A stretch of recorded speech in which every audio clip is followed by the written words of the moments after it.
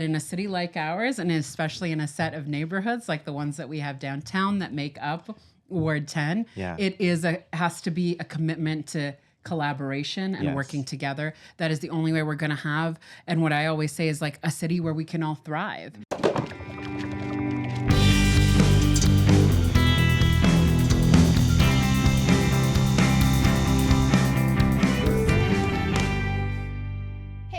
Welcome to Table 6, a new podcast where we invite you to pull up a chair and join us for meaningful conversations with the leaders and visionaries who are shaping downtown Toronto. It's a celebration of our vibrant community, culture, and unique identity. Essentially, it's a love letter to Toronto. I'm Laurie Weir, and with me is Dana Duncanson, and we are so excited to be your hosts here at Table 6.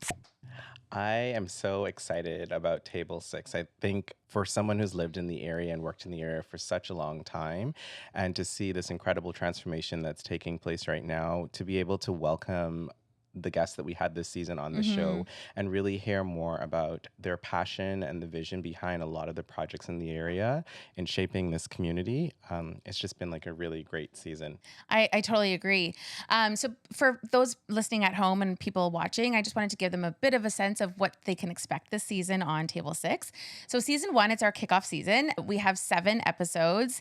We're so excited to kind of share a diverse amount of people, but really look back at the transformation of this area. You know, in the 1990s, it was like this industrial hub. Yeah. And now it's evolving to one of the most dynamic districts in Canada. Yeah, we used to be, Toronto the good, and now we've turned into this huge metropolis. And I think that with all the transformation going on, of course, we know that there's a lot of challenges that come with that, but the area really is brimming with excitement and lots of promising projects that are on the way. So I think as we continue to embrace the change that we see happening, it's really great to have those guests come on and really speak to how they're shaping community. And it's just really a great place to be a part of.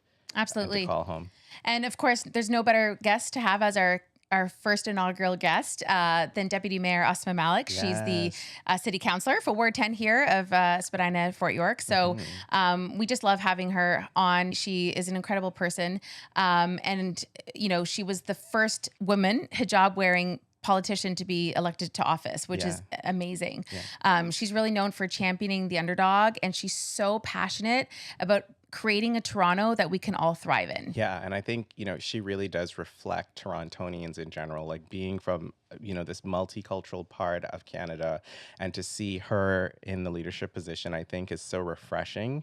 And, she's so down to earth. And it really was incredible to hear her passion come through in her interview around how she is really impacting this area, thinking about every single person who is in Toronto, from, those who are most vulnerable to the businesses in the area as well. So, really inspiring. For sure. And she talked a lot about, building community and helping us make sure that we all feel like we belong here.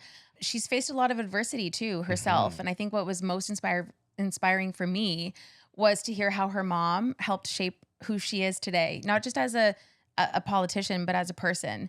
And what I was most excited about was A, that she's a Swiftie. Yeah. But B, I was really sad to hear that she can't fix my parking tickets. I know. I'm known for that. So I couldn't just call her up and then get that done. I know. If only, right? Right. I'm sure she gets the most random requests as councillor of the area and deputy mayor of the city. But I think what I really loved about her is she truly is, she really embodies Toronto's identity and really that state of mind that is Torontonian. So I think she gets more into that in this season, in this episode. And I really love her viewpoint on all of it. Yeah, I'm excited for people to get to know her better. So with that being said, enjoy our very first episode of Table 6 with Deputy Mayor Ausma Malik. Well, welcome today, Deputy Mayor Ausma Malik. It's such an honor to have you here at Table 6. You're such an inspiration to so many people in the city. The first hijab-wearing Muslim to be elected to office. You've always fought for the underrepresented and kind of been a champion for the underdog. I'd love to get into that a little bit more and where that came from. And I know that you live and work right here in Ward 10. So just, the passion that you bring to the office every day is exemplary in everything that you do for the city. So just wanted to say thank you on behalf of the BIA. And And thank you on behalf of like as a resident and a worker in the area. Like I have been in the area long enough to have gone through several eras of counselors in the area. And so there's something that is so approachable and friendly and personable about you as somebody who feels like you represent this area in Torontonians. So I really appreciate your leadership style. Thank you so much. And it's such an honor and a real delight to be here with you and in this conversation. And, that is, and I'm really appreciative to hear about that kind of connection to, leadership in the city, right? And our local representation. That is my ambition and, a commitment for me and my team from the very start, from day one, is to make sure that we're prioritizing connection and welcome and centering relationships in everything that we do. And that work is consistent and constant. And that in a city like ours, and especially in a set of neighborhoods like the ones that we have downtown that make up Ward 10, it has to be a commitment to collaboration and working together. That is the only way we're going to have, and what I always say is like a city where we can all thrive. And when I talk about a city for all of us and one where we all thrive, I mean that in every way, right? For us who are residents, for people who are operating businesses here, for folks who are visiting, for everyone who enjoys, the neighborhoods in our city here, for the planet and the climate. And we have to be able to make sure that everything that we're doing here is, rolling up into making sure it's a city for everyone where we feel welcome and where we have a shot, right? Yeah. That's awesome. Absolutely. I'd love to hear a little bit more about how you got this passion. You're fighting for so many important issues like social justice and the climate and access to education, democratic, just having that caring space for everybody. Where does that come from? What was your inspiration in life? Yeah, it's such a good question, and I've reflected on that a lot. And I have to say it goes back to my family and my parents. And my parents immigrated to Canada more than 50 years ago in the 70s. And they made Toronto their first home together. And I credit them, so deeply with that commitment and that love for this city. I'm here and I share that love and that commitment because of their example.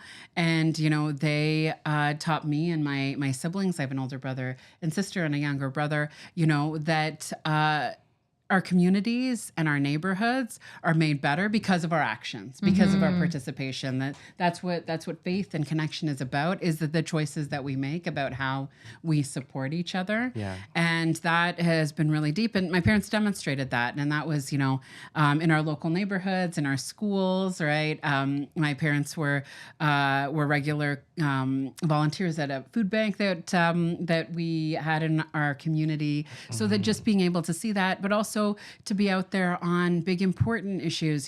I remember, them being very committed to the peace movement, right? Globally and locally, and working together, growing up with like-minded folks on those big issues. And that's really been really important to me in terms of being able to see that as an example. And then I have to credit my siblings as well. They were older than me, and they were, had like these amazing friends, and were thinking big thoughts about like ideas and being into artists and music that like I was always intrigued by, right? Yeah. They were folks who were into rock and hip hop and reading folks like Bell Hooks and Malcolm X and, like things that I was curious about. And I think that so much of what shaped me and my openness and my curiosity about the ideas and how, ideas that they were, exploring and how the world works really comes from them. Yeah. And, one of the big things that my mom would always say to me was like, in our dinner table conversations was like that you're everyone's lawyer, right? Yeah. Like you're always kind of standing up for the underdog. And I would have to like kind of turn it back to her and be like, yeah, I'm this way because of you, right? Like you showed me an example that we can't count anyone out, right? And we always have to ask good questions and challenge assumptions, right? And that's really, really important to me. And we were just talking a little bit beforehand about being at a table like this and engaging in a conversation. And this is what I love. I love that engagement in conversation and in dialogue, and to be able to have discussions even when it's challenging. Because I would also credit that to my upbringing. Is like, at our kitchen table, everyone was welcome. That commitment to having a welcoming space and having a door open, but you have to be ready to like get into it, right? To have a position, to defend it, to be open to other people's ideas, and hopefully be shaped by that, maybe in the moment, but maybe it's something that you just reflect on later. And that's really something that I've taken forward. And for me, I guess the final thing I would just say is my time at university, some of the friends that I made there, and also, being on a bit of a journey to figure out, who am I? What are the things that I care about in the world? And what are the things that drive my own politics? And being really engaged in an institution and seeing so much of what I've been benefited from. Like I went to the University of Toronto, so being able to have the privilege of a really excellent post-secondary education, being able to meet some of like my closest and dearest friends, but also to be engaged in some really good fights on access to education, on equity on campus, and also to have an understanding of the dynamics of power, right? And how they work when you're a student and you're fighting for something, and it seems like everything's stacked against you. These institutions are very deep. And, I think that continues to be something that's very live and persistent, is how do we see the way that systems work? Whose interests do they work in? And how do we make sure that they work better for everyone? Because it is possible. That's fantastic to hear, because, I think a lot of what you're saying is reflected in your leadership. And I think that we're in this new era, it seems like last year, we saw the change in government on a municipal level. And we've heard some of Mayor Olivia Chow's story about her upbringing. And so to see her at the head as the mayor, and then to have sort of this all-female deputy mayor and other representatives on the team as well. It's so wonderful to hear your past stories. What else can you say about your leadership style in terms of like your approach? Because understanding a lot about your history and like really like seeing how that carries into your leadership style today, what goes into, you think, making you as a great leader and your approach? One of the things that, has always stuck with me, and that I will also credit back to my mom, is that even in tough moments, and, when I was running for the first time in 2014 for school board trustee, it was, it had never been my biggest ambition to run for elected office, but there was a really critical moment at that time about leadership at our school board level, right?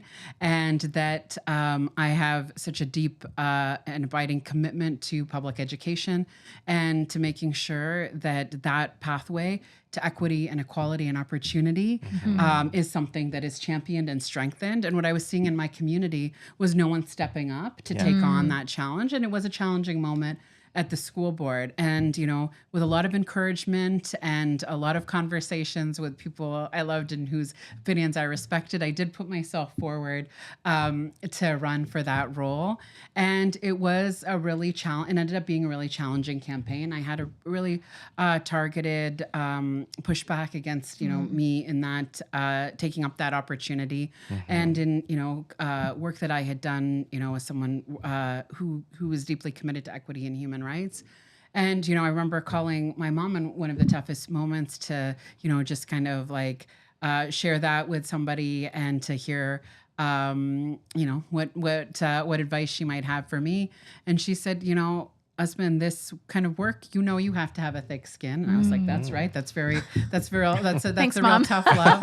And she said to me, and you have to remember you're not alone. And I think that's really important, that commitment to a community and being alongside people who share your values, right? And the things that you're fighting for. And that's something that I've continued to take forward, is that you always have to be working together, right? And it's one thing that I really love about municipal government and being elected first at the school board and now at city council, is that, of course, I show up with my values, my politics, my commitments. That's not a secret to anybody.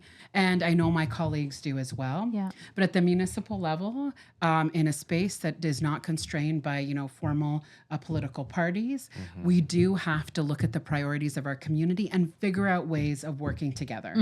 Figure out ways to getting to solutions, negotiating, sticking with it to get to the best outcome. And that is what is really powerful about the city level of government and what the opportunity that we have there. And that has been even strengthened by the leadership of Mayor Chow and her election last year. And she's someone who I have known in my work in the past, and someone who has been a mentor and a friend, and now to be able to be working together as colleagues. And her commitment to collaboration is really incredible. So one of the things that I've been really honored to step into in this role, and since Mayor Chow was elected, is I chaired a committee called the Striking Committee. And so with new leadership at the mayoral level, that Striking Committee is where we have the opportunity to determine appointments for city councillors, right? So the standing committees and also the other agencies, boards, and committees that we get to sit on as city councillors. And the process around that is a lot of conversations. There's surveys where council members are able to express their interests and where their priorities are. And that is such an important process. And through that, I was able to see, Mayor Chow's real commitment and deep belief that everyone has something to offer and something to bring to the table, and it's about making sure that we are utilizing that in the best way possible. And that alignment to that approach, when it comes to leadership, when it comes to getting things done, we are, and it doesn't mean that it's not challenging, right? It doesn't mean people won't have opinions that are divergent, but it does mean that we are there kind of using the best skills and expertise and approaches and priorities of everyone. And we've also seen that play out at the intergovernmental level, right? With the federal government and the provincial government. And we know as a city, and especially the biggest city in the country, the engine of our economy in Canada, where we will need to collaborate with other levels of government. And what Mayor Chow has been able to do with that commitment to that collaboration, to sticking with it in terms of those conversations with other levels of government, she's been able to achieve agreements that previous mayors couldn't do for decades, right? And that is really incredible. And that means that we are able to tackle some of the biggest challenges that we have in the city. It will not be a secret to any of you or anyone who's paying attention in the city of Toronto that we have been in a real financial, in a very challenging position financially. And one of the pieces of that leadership and that collaboration with other levels of government is to get us back on track fiscally and to make headway on that because of that commitment to collaboration, negotiation. And we know when Toronto is doing well, we can do well as a province and a country. And that's been really, really cool to see in action and be a part of in terms of giving that commitment leadership. Yeah. As you're talking about the challenging times that you're in right now, I mean, you yourself and Mayor Olivia Chow, it's a very precarious time. You're faced with a lot of different issues. How do you stay strong? How do you, keep your focus when you're dealing with, some of the challenges that are brought to you and some of the criticism that's facing you? Yeah, absolutely. And it is really, there's so many big and urgent priorities that we have to deal with. And that is also what, has been my commitment from the very start. The reason why I ran in the first place is because, our challenges around affordable housing, around making sure that we're investing in public services and that we can have a city where we can imagine a future is really what I'm grounded in. And it is that commitment that is what drives me, right? Is that clarity and that shared, kind of direction around really being serious about making sure that everyone in the city can have a safe place to call home, right? Where we have public transit and city services that we can be proud of, right? And where we can see whether it's schools or community centers, parks and green space, thriving businesses, that all of that kind of adds up to what builds the character in a city. Arts and culture that we can be proud of, places where artists and culture makers can see a future for themselves. All the different aspects of what makes an incredible city is really, really important to me. And I stay grounded and focused on that. And that isn't to say that there aren't challenges for that, but for me, what I have seen, especially living and working in our downtown and representing our downtown communities for over several years and having that, experience, is that too often our expectations are lowered, right? That we should only be asking for or looking for the bare minimum in our city. Yeah. And we, as someone who loves this city, and I know so many people who share their love for Toronto, that part of that love is that we want to be able to show up and be an example, right? To push forward, right? To have higher expectations, and that is really exciting, and that is such an important driver for me, and it's really tough, right? We have so many practical constraints, and we do have to be looking at practical, thoughtful solutions in order to move that forward.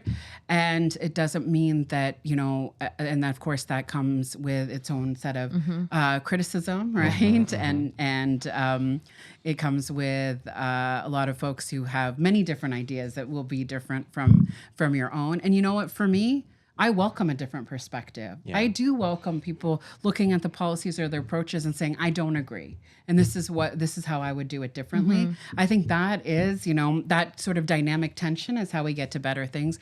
I think what is really challenging is, when our discourse and the engagement that we have isn't about the actual substance or the issues or your approach. It's personal, right? Yes. About who It's you the are. differing opinion. Yeah, it's about who you are as a person, or how you're showing up, or how you're looking, and That's right. and all of that. And I think especially as a woman and a person of color and a person of who's of obvious faith, that there are a lot of other dimensions to that, which goes beyond criticism, right?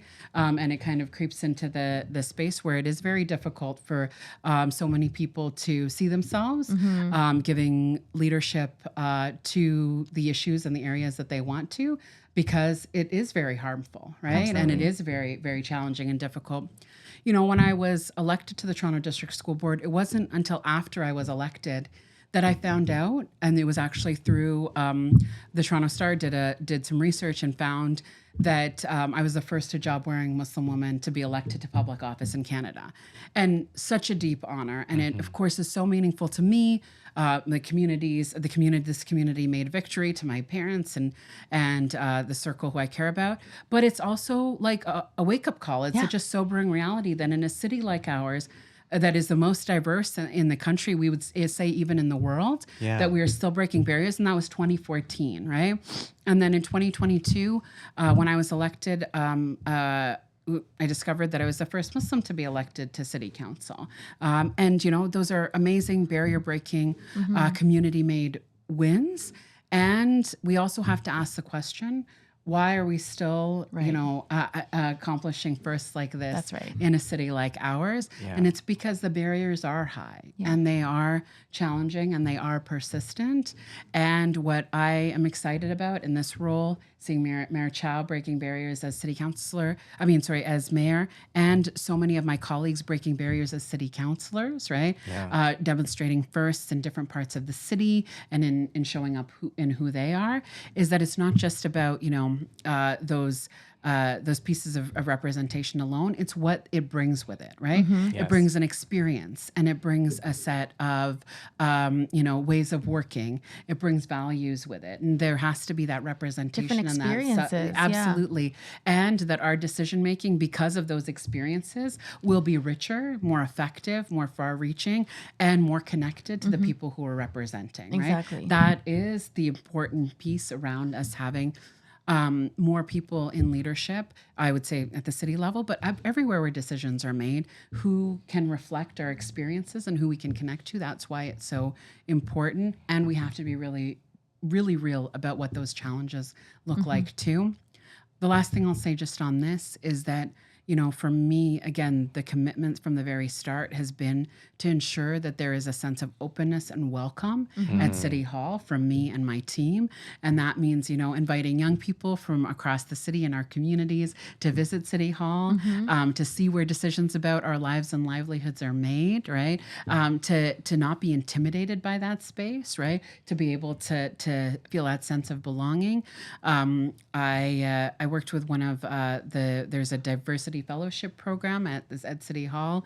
And one of the fellows who had been in our office initiated a program for young Muslim women to be able to, engage at City Hall on what civic leadership looks like, right? And what that might mean for them and how they might get involved. So doing even more of that is really exciting to me. And it means that, some future generations might choose City Hall as a pathway to demonstrate their leadership, but that there's so many different places where their leadership is really necessary and required so that we can have a city that we're really proud of and that is shaped by their ambitions, their commitment to its future. Yeah, that is so, it's so inspiring. And I think that it's so difficult in this day and age, I think, where everything just seems like the big gloom and doom for many people to find inspiration. So it's great that that's one thing. And then that is so Toronto of us, right? As such a great, diverse, multicultural city, being able to reflect that at City Hall. I speak of the gloom and doom, and you mentioned challenges a number of times. Something that I think, there are a number of topics that I think across cities that continue to sort of bubble up that, with all these converging issues, a lot of people would probably shy away from politics in this day and age. So I've got a list here of some common issues that cities are facing. I'd love to hear your thoughts on it and how the city's addressing it. The first is affordable housing. Yeah, absolutely. Well, How much time do we have? And it is persistent and it is real and it is urgent, right? I knocked on thousands of doors in our downtown, and the number one issue, in the conversations I had and behind those doors was that concern around the availability and the affordability of housing, right?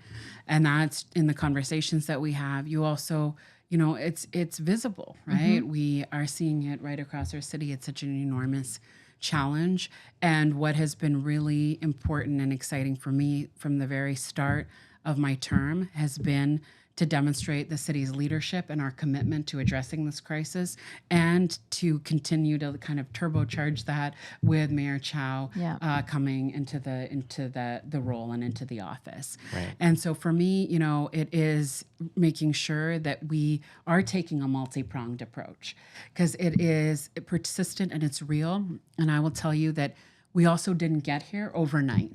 It was choices over many years about how to address the housing supply, how to deal with housing affordability, and those were choices that were not necessarily thinking about the future or where it will land right now. So we also know that addressing this crisis will not happen overnight, but we do need to put pieces in place that get us on track. So I'm really proud of the last budget that we had at the city that allowed us to do that. The agreements that Mayor Chow was able to secure with the provincial government first and foremost and the federal government around funding and support on housing and the leadership that we've shown at the city. So I'll mention two things. First is this really incredible program that we have at the City of Toronto, the multi-unit residential acquisition program. And so one of the things that we know for sure is that you can't just build yourself out of a housing crisis. We also have to protect affordable rental and renters in particular. And this incredible program puts aside money at the city for us to obtain and retain affordable rental so that it can stay affordable forever, right? That's important. And when I got to City Hall, there was an allotment of $10 million for this program year over year. And in my first budget process, that looked like it was going to be clawed back. And I fought tooth and nail to protect that program because it's so important for us to be able to get through a housing crisis, but also because the majority of residents in Spadina-Fort York are renters. It's 58% of us, right? And then this year in this budget process, a year later, and with new leadership at the mayoral level, we were able to move forward $100 million investment in the MURA program. And what a difference that will make to address this immediately. We do not have to build anything new. We just have to be able to retain this to make it affordable forever. forever, so that we can actually see a light at the end of the tunnel when it comes to making progress on the affordable housing crisis. And alongside that, investing in programs like Rent Safe, in funds where we can help support renters if they are facing eviction, and to, you know, kind of support them in some of those stopgaps, and also to be able to support renters in particular access some of the resources and the knowledge that they might need if they're coming up against challenges. Right. The second thing that I'll share is that the city itself is showing leadership about what it looks like to build new in a way that is sustainable for the long haul. Okay. So in the budget, we approved 65,000 new rent-controlled units that would be built on municipal land, right? So where we have the power and the controls over what happens there, we are showing that leadership, right? And so when we're calling on other levels of government to come and join us, because we can't do the whole thing alone, it's also demonstrating what we're putting forward, right? Yeah. And where we have the resources, specifically the space in our city to be able to do that. And what I'm really proud of is that we have a number of sites that are right in our ward that are fast-tracked on the plan to actually build affordable. And, you know, that has been so exciting to be able to engage local communities in that consultation and in that good news, to be able to also demonstrate, right, that also this isn't something that's just going to be coming, years later. Yeah. It's things that we're working on right now, and that we will see in the next medium term, right? Okay. And so that's really, really exciting for me. And it's to make sure that we're keeping up the pressure, the urgency, and we're staying on the right track. And I know that we have to support our neighbors right now as well.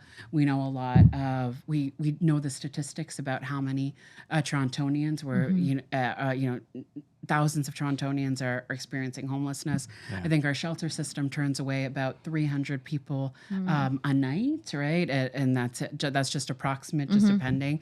And that is something that has to be addressed. And one of the pieces that we also have approved at council is a shelter capital plan. And that means where we are building, a more shelter capacity and making sure that that is spread out across the city, right? Not just concentrated in some neighborhoods. Right. Some more access. To make sure that people can be and access, safe space whichever part of the city they call home. Yeah. And that's really, really critical. So yes, there's so much to say about affordable housing and shelter, but to be able to at least lift up two main things and some of those additional pieces that we're giving leadership to move that forward. And we know more has to be done, and it is going to be our collective efforts. Yes. I always invite everyone in our communities, if they reach out to us with concerns about housing or homelessness in our community, to be able to address that concern and also say, let's be the strongest advocates to address this issue together,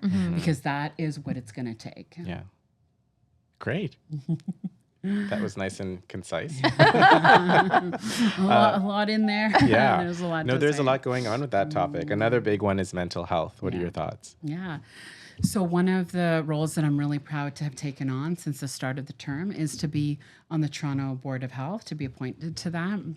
And as part of that, I am chairing our new implementation strategy for our plan as a city on substance use, mental health, harm reduction, and treatment.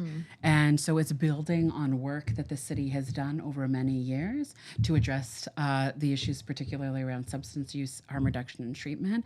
But mental health is an added dimension to that strategy. And it is multi-pronged as well to be able to address that. And it lists out the responsibilities that we have at every level.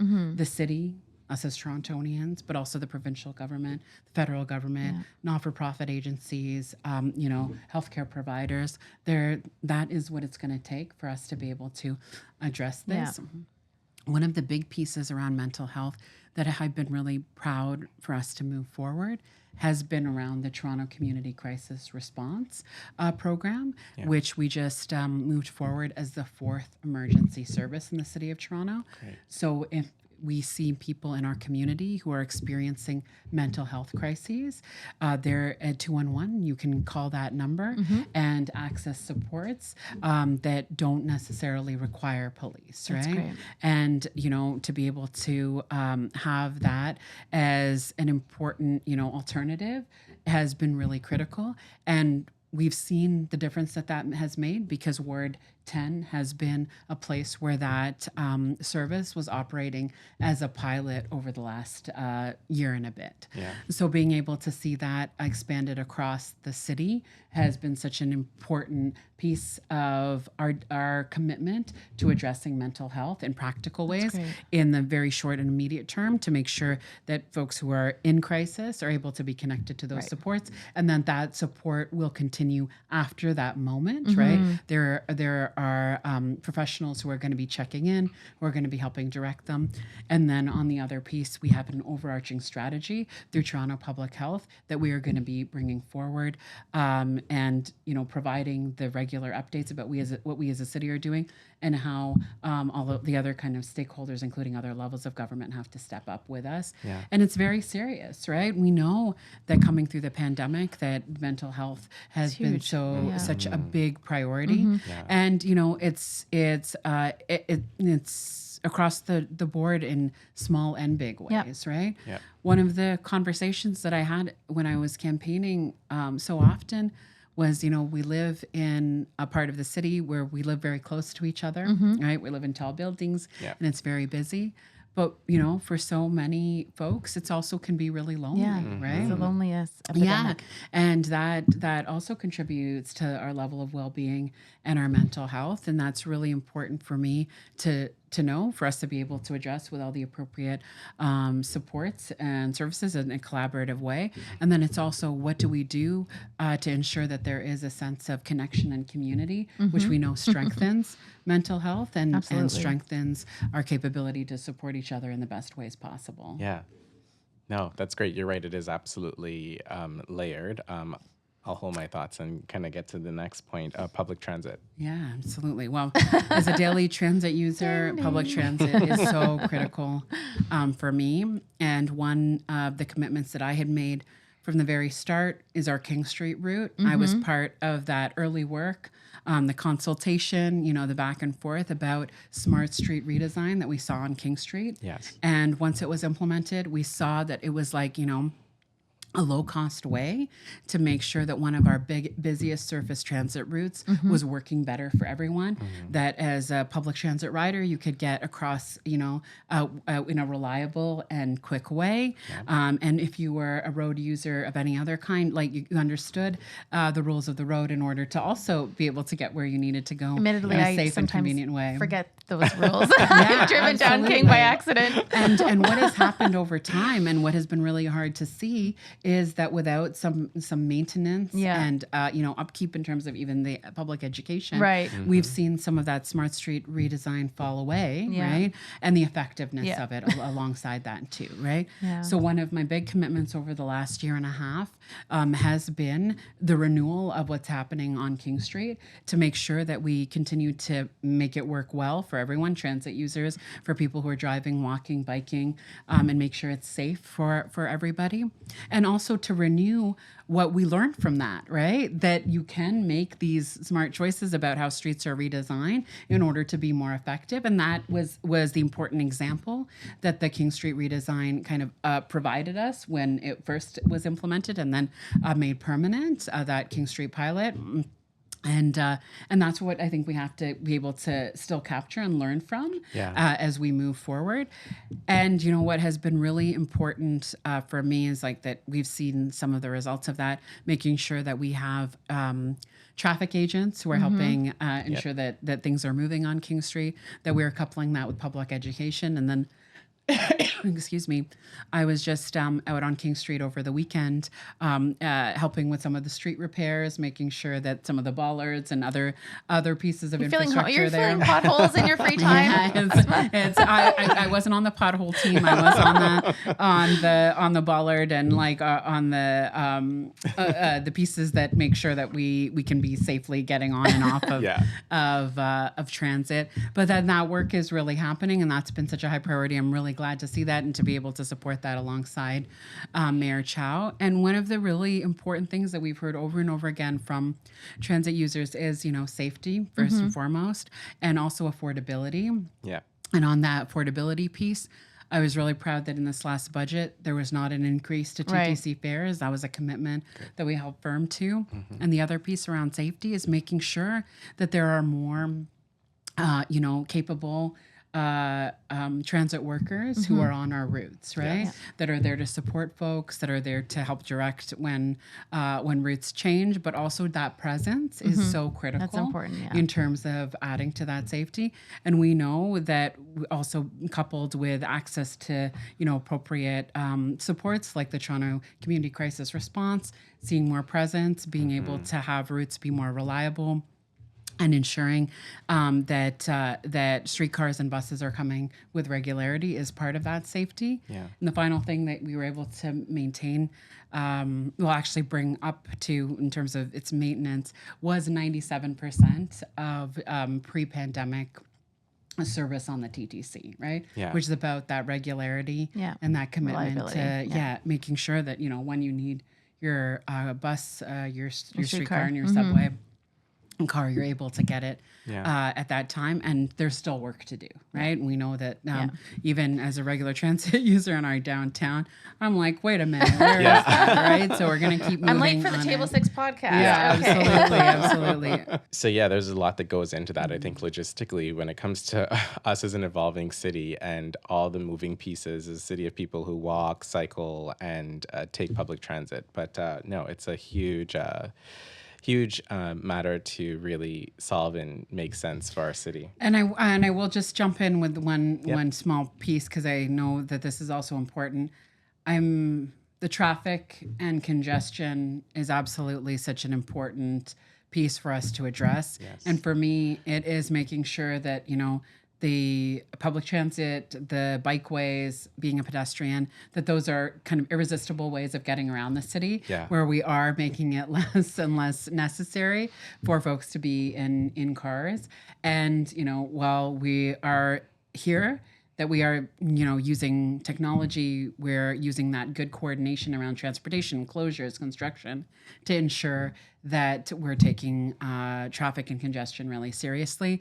It's where I have a lot of conversations. I know it's a shared frustration. It's one of the best kind of pieces of small talk in our downtown sometimes, and we're working hard. And for me especially, it is a priority to address in like that full service way. Yeah, that bigger comprehensive look at how we sort of resolve all these matters working together. Last topic I have is new immigrants to Toronto. Mm-hmm. Yeah, absolutely. Well, one of the things that has been top of mind for me over the last several months, and I know that the businesses in this area have been a part of alongside us, has been addressing the refugee shelter crisis, right? Yes. Right in this neighborhood.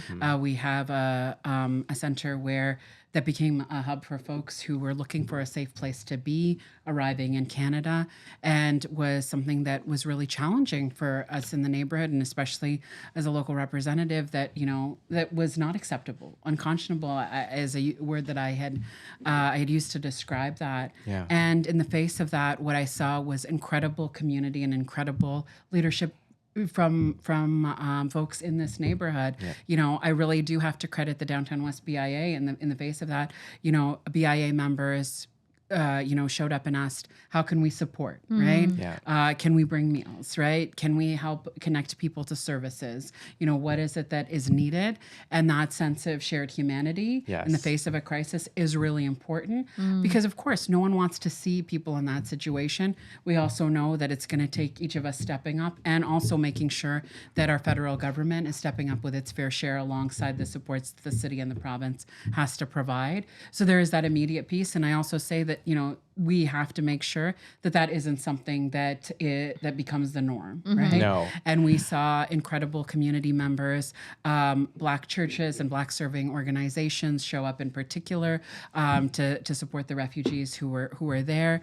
And what I've been really glad that we were able to do was to be able to support them with the resources that they put forward to ensure that in the face of that immediate crisis, that people were safe, secure, and sheltered. And that is is really important. And that has spurred on our advocacy as a city to be working alongside the federal government to make sure that they're stepping up with the money that we require to address issues of citizenship and immigration in the city in that space. So there's this kind of immediate crisis that we're seeing, and how can we demonstrate that as a city and as communities about what our response will be, one that is caring, but also one that's accountable, because it's our shared responsibility. Yeah. And then, of course, there's folks like, when my parents came to Toronto, people who are making the choice to immigrate to Toronto and to Canada and to make it home, and that that is that we welcome something them. that has been defining for this city, right? Yeah. That it is a place of like many communities, people with many backgrounds, many experiences coming because they want a better future. They want a different set of opportunities. They want to be able to contribute. And for I know that was so important to my parents, right? They made a choice to come to Canada because it was where they could see a future for themselves and their family that had different opportunities than what they saw for themselves from where the place they originally called home. And that is also a Toronto story, and that's a Canadian story that we need to support. And that means that our city has to address some of the basics. So when we talk about the housing crisis, it's not disconnected from the type of welcoming place that we can be, and how we do ensure that that we are a city that can uphold our highest ambitions and our commitment to being a place that where we reflect the world, right? Where we are the world. And that is really important in terms of what the leadership is that the city brings to that. That means that on the front of, pushing back against racism and discrimination, that we give leadership to that. When it comes to making sure that there are supports and services and resources that are, well used and well distributed across the city. And when it comes to the type of communities that we want to be, that prioritize welcoming and that are able to step up and step in to make sure that we are collectively thriving. That is what's really important to me, and that is something that we have to be able to demonstrate for folks who are calling Toronto home for the first time from somewhere else, and for all of us who are here now as well. Yeah. And I will just say one final piece around this, which has been really important to me, is that at every single event or meeting that we have as a city, we always started off with a land acknowledgement, right? Which I think is such a beautiful and important practice. And it's really important for me as a child of immigrants who came from a place that was harmed by colonization, that now being here, having the opportunities, calling Toronto home, it also means that I have a responsibility to be alongside Indigenous communities and the work of truth and justice and reconciliation. And as a city, we have a truth and reconciliation action plan that lays out, from local residents to businesses to academic institutions, how we actually show up and demonstrate that. And that is also really important in terms of what welcome looks like, and how we bring in newcomers to that story and that responsibility. One of the initiatives that was so cool to be a part of last year was actually work that our Indigenous Affairs Office did with our newcomer office to create a resource for newcomers to Toronto about what its Indigenous history was, and also what that action plan looked like and how they could be a part of it. And it was really beautiful to see communities come together, and that is Toronto at its best. I honestly have to just say, when you think about the history of the land that we're on, when we look at you as someone who's the child of immigrants, me as an immigrant to the city, and then to see, the recent refugee crisis in our neighborhood, how people responded to that. There's a value there. There's something so special and so Torontonian about how we dealt with that, because not only as a BIA did we step up in some of our businesses, we're happy to help, and we're actually calling us to find out, what are we doing about this? You saw that reflected in the resident who lived above the crisis. And, for people who came from North York down here to just cut hair and to provide bottles of water. The fifth, they provided meals. So it was really great. And that is so uniquely Toronto, that as a land of immigrants, we all sort of take this collective stance in making sure that we are our brother's keepers. So I love that that's reflected right at the top in leadership with you and right down to the community. Yeah, absolutely.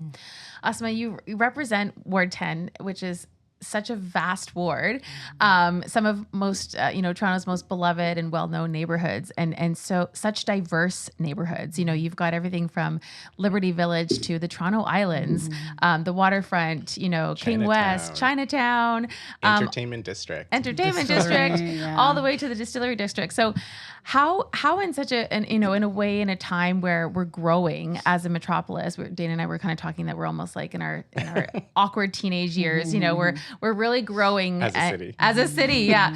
And as this, huge metropolis in North America. How do you think that we're still maintaining that uniqueness of those individual neighborhoods and the specialness that they have and their own, frankly, unique identity, but then also cultivating, a unified identity as the city of Toronto?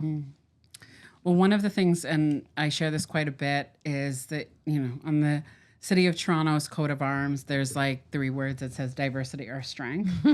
And that is really powerful. That's a really, powerful call to action. It's a guiding way of thinking about the city.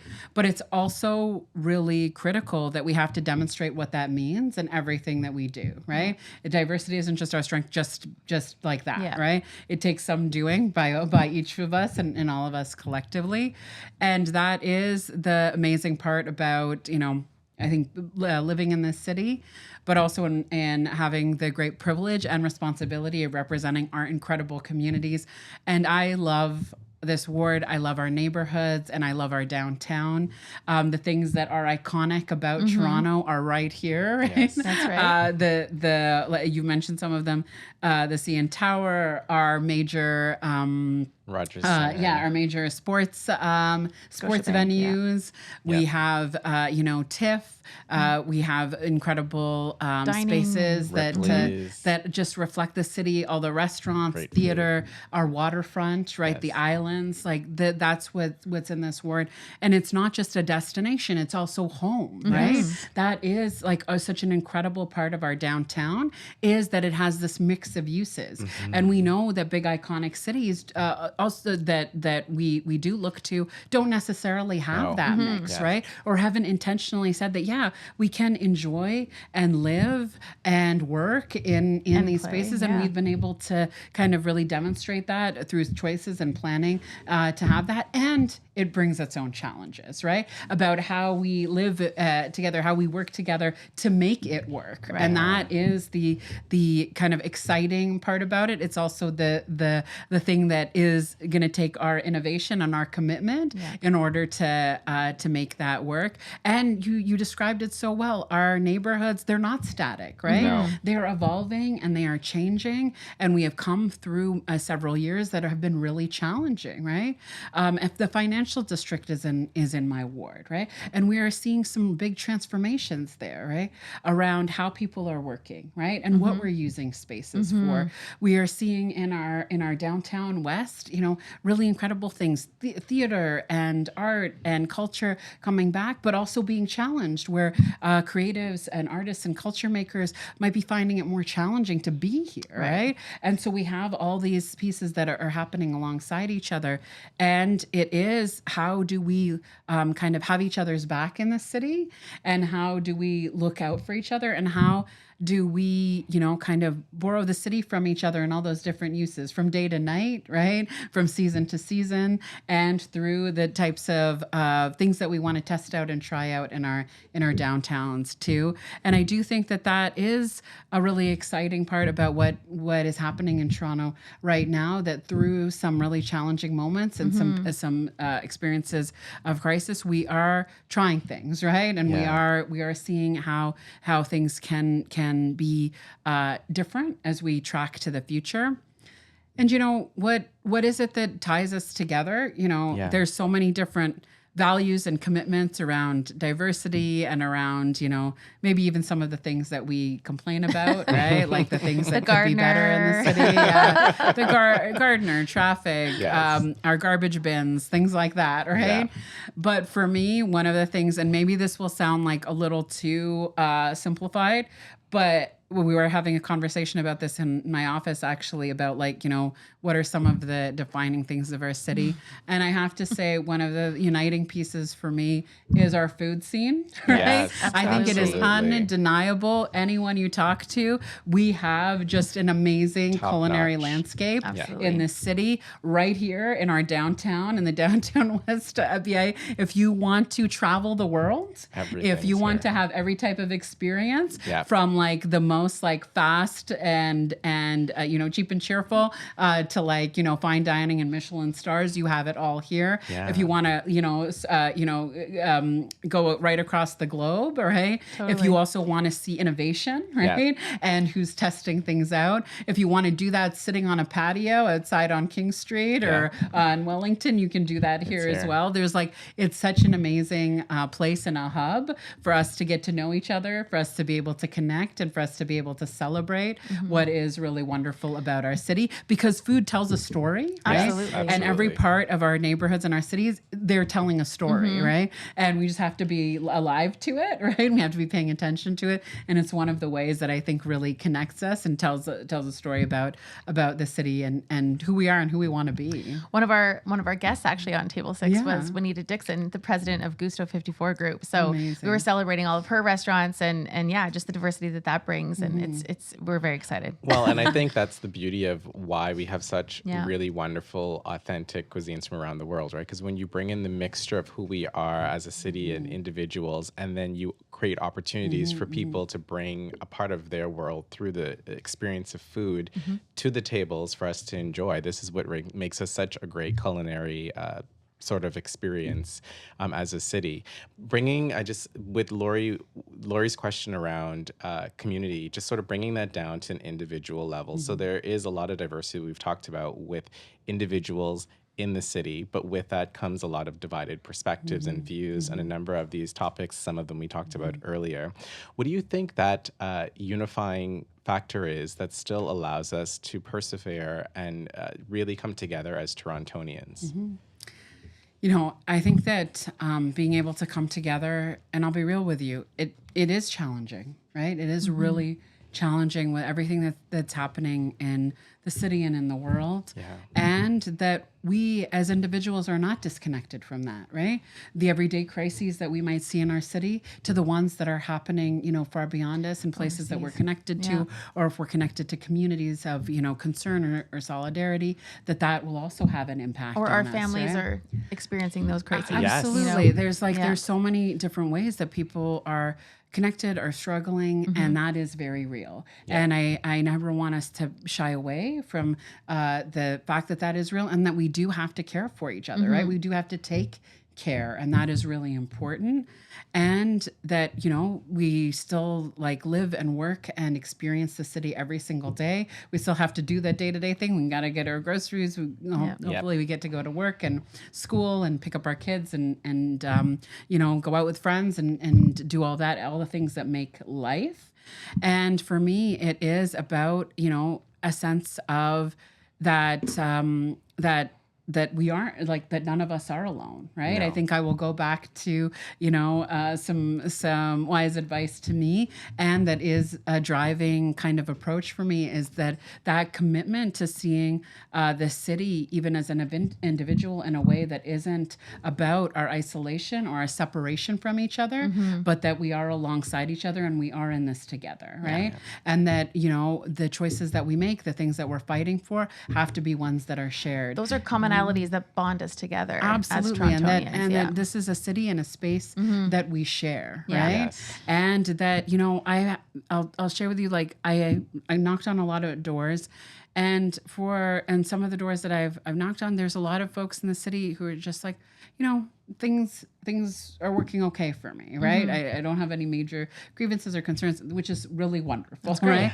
And I always say that is what we want. That is what I want to make sure we have for every one of our neighbors, right? And for everyone who we're encountering, and how can we work together to do that? And I think it is making sure that we have that shared commitment. And we do find community in a lot of conventional places, right? Where we can count on at work and at school and, at our local gym, right? There's amazing running clubs in this ward that are such a hub and a space for community. The spaces where we experience arts and culture. I love Rendezvous, which is in the ward, and they have a partnership with, kind of a recreational sporting organization, Jam Sports, where folks who maybe some of them know each other, but some of them don't, come together and we'll play pickleball and volleyball and just get to know each other. Our recreation centers. You to a match. We should do pickleball. Our recreation centers, we just opened a new recreation center at One Young. There's swimming and there's dance classes and there's things for young people to come and experience there. You can also play pickleball there, but also basketball and other things.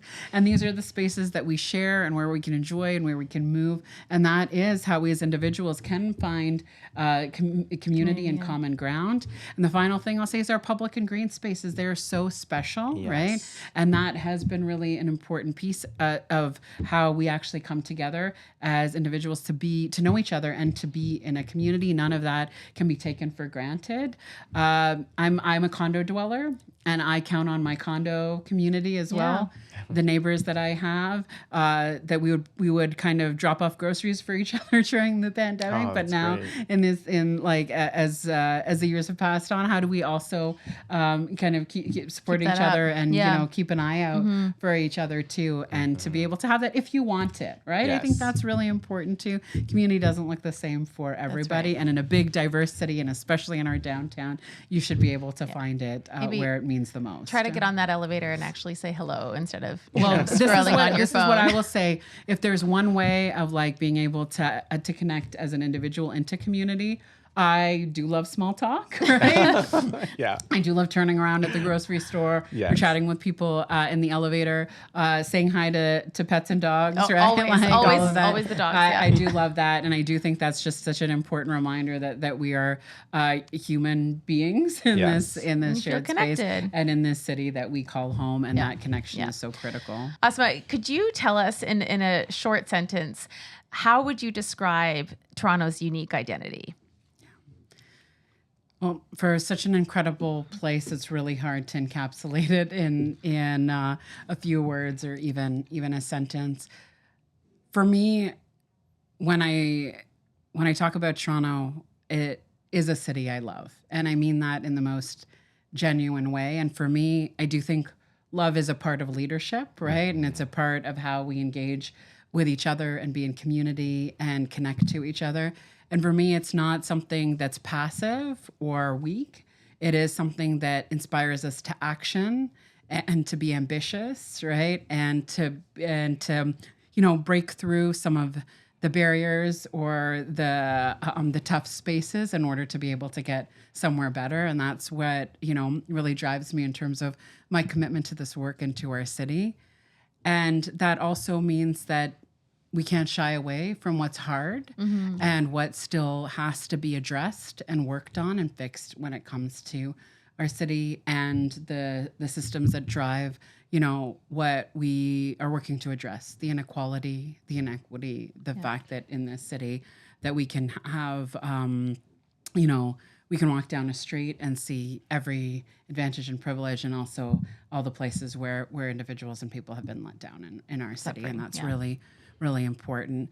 So for me, and what characterizes, my approach to Toronto, and what is really beautiful about it too, is to be able to be real about our experiences and how we see the city. I know Torontonians are super real about it to a fault, and to constantly have that hope and that commitment to action, and to not seeing ourselves separate from addressing the challenges head on in a way that makes things better for ourselves and each other.